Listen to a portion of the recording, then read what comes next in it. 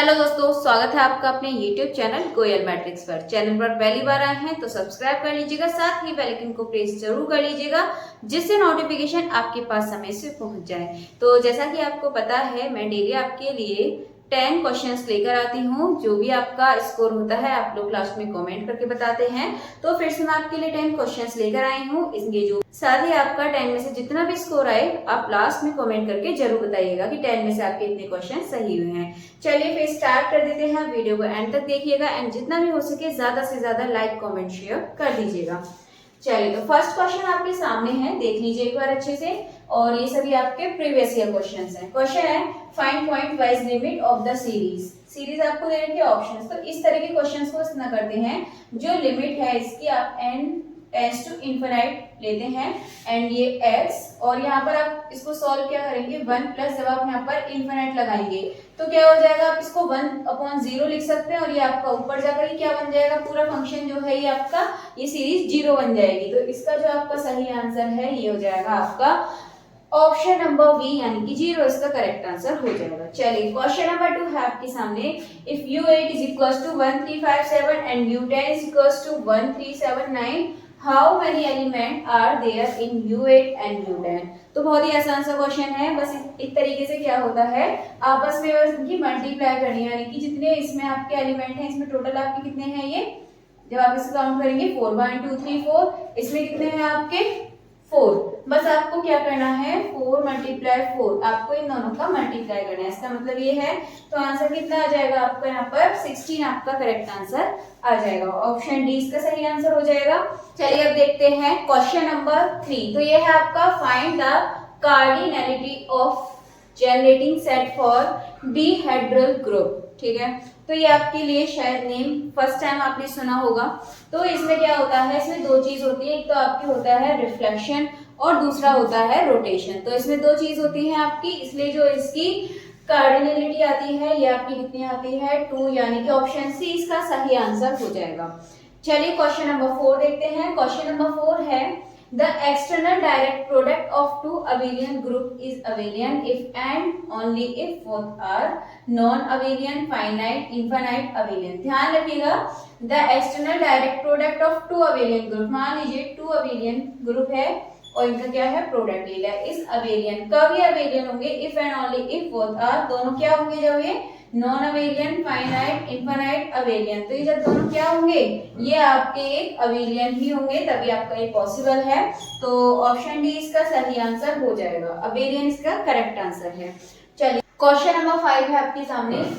Evaluate the triple integral of f(x,y,z) x dx dy dz from 0 to 1 दे रखा है, मतलब तीनों के लिए दे रखा है। थोड़ा सा क्वेश्चन बीच में से रह गया, x y z 0 to 1 है, यानी कि अगर आप देखेंगे ये आपका ट्रिपल इंटीग्रल है और तीनों ही आपका क्या है 0 से 1 है।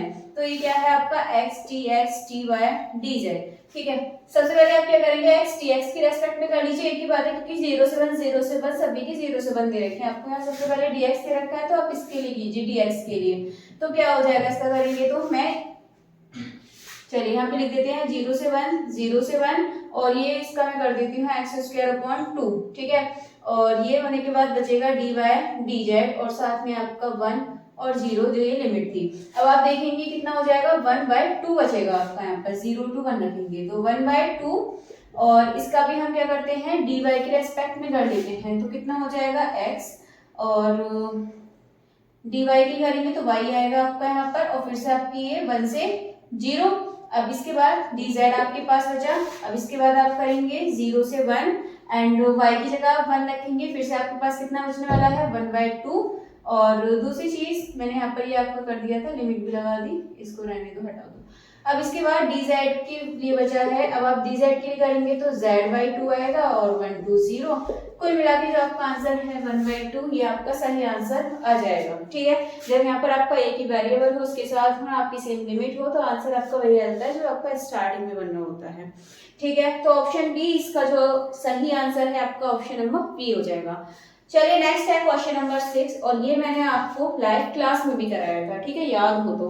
Which of the following represent triangular inequality, इनमें से कौन सी ट्रायंगुलर इनइक्वालिटी है। तो पढ़ाया था आपको इनइक्वालिटी के बारे में, इसका मतलब ये था इसमें ये था आपका जो दो साइड का सम है, आपकी जो तीसरी साइड है इससे बड़ा और बराबर होता है। अगर इसके अकॉर्डिंग आप देखेंगे तो आपका जो ऑप्शन नंबर सी है, ये देखिए dxy प्लस dyz, ये आपका क्या है, ग्रेटर भी है इक्वल भी है dxz से, यानी कि तीसरी वाली साइड से। तो जो इसका ऑप्शन नंबर सी है ये आपका करेक्ट आंसर हो जाएगा। तो क्वेश्चन नंबर 6 का ऑप्शन सी करेक्ट आंसर हो जाएगा। चलिए अभी आपका ये क्वेश्चन हो चुका है, अब करेंगे आगे के क्वेश्चंस। क्वेश्चन नंबर 7 देख लेते हैं। क्वेश्चन नंबर 7 है सीरीज, ये आपको सीरीज दे रखी है and check series uniformly convergent on, मैंने इधर लिख दिया है, ये आपका क्वेश्चन है, ध्यान रखिएगा 0 और 1 पर आपको बताना है। तो it is not uniformly continuous on 0 से 1, या फिर it is uniformly continuous on 0 से 1, it is uniformly continuous on 0 1। आपको 0 और 1 पे चेक करना है।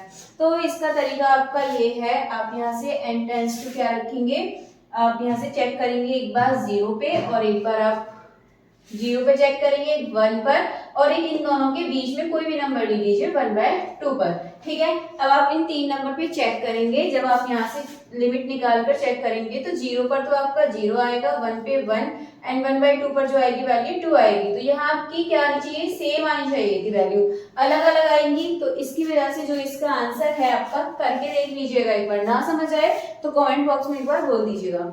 तो इसका जो आपका आंसर है इट इज नॉट आएगा फिर आपका, क्योंकि नॉट कंटिन्यूअस ऑन 0 1 आपका सेम आना चाहिए था। 0 रखें 1 रखें या फिर कोई भी रख दे, जैसे 1/2 इनके बीच का, तो आपका सेम आंसर आना चाहिए था, बट अलग अलग आ रहा है 0 to 1। तो इसका जो ऑप्शन 1 है ये आपका करेक्ट आंसर हो जाएगा। नेक्स्ट है find the radius of convergence of, ये आपको एक सीरीज दे रखी है, आप इसको क्या लिख सकते हैं, समीशन, और यहाँ पर आप देखेंगे n टेंड्स टू 0 और यहाँ पर आप लिख सकते हैं x की पावर n। यदि आप 0 पुट करेंगे तो क्या हो जाएगा, x की पावर 0 1, x की पावर 1 1, x की पावर 2 2, ये वाली सीरीज हो गई। अब आप इसको कंपेयर करके देखेंगे, यदि किससे, आप इसको कन्वर्जेंस के लिए कन्वर्ट करके देखिए, आप इसको कंपेयर an x की पावर n, तो आपको an की जो वैल्यू है यहाँ से क्या मिलेगी, 1 मिलेगी यहाँ से, ठीक है। अगर इसकी वैल्यू 1 है और an प्लस 1 की वैल्यू निकालेंगे तो देखिए यहाँ पे कोई n ही नहीं है, इसलिए an प्लस 1 की वैल्यू भी कितनी हो जाएगी, 1 हो जाएगी। अब आपको पता है ये क्या होता है, an plus 1 upon an, convergence के लिए, रेडियस निकालने के लिए, तो यहाँ पर 1/1, तो आपको जो आंसर देखने के लिए मिलने वाला है ये मिलेगा आपको ऑप्शन नंबर 1 इसका करेक्ट आंसर हो जाएगा। चलिए क्वेश्चन आपको अच्छे समझ आ गया होगा, अब देखते हैं आगे के क्वेश्चंस। क्वेश्चन नंबर 9 है, which property states that A subset of X be any subset and every finite sub collection of A has non-empty intersection। तो ये किसकी होती, मतलब किसकी प्रॉपर्टी होती है ये, तो आपके सामने है, और ये प्रॉपर्टी आपके सामने, ये होती है आपकी फाइनाइट इंटरसेक्शन प्रॉपर्टी। तो ध्यान रखिएगा ये ऑप्शन सी इसका करेक्ट आंसर हो जाएगा। तो इसमें कुछ समझने वाली बात नहीं है, ये आपका डायरेक्ट इसका आंसर होने वाला है। चलिए क्वेश्चन नंबर जो 10 है, which of the following intervals are infinite, तो इसका जो आंसर है आपको देना है, ये आपका a tends to b, a से इंफिनिटी, a b और a b। बस यहाँ पर ब्रैकेट में थोड़ा सा डिफरेंस है, इस चीज का आपको ध्यान रखना है। तो इसका जो आंसर है आप लोग कमेंट बॉक्स में बताएंगे कि इसका जो आपका आंसर है क्वेश्चन नंबर 10 का वो क्या होगा। साथ ही आप अपना जो स्कोर है 10 में से आपकी कितने टोटल मार्क्स बने हैं ये आपको कमेंट करके बताना होगा।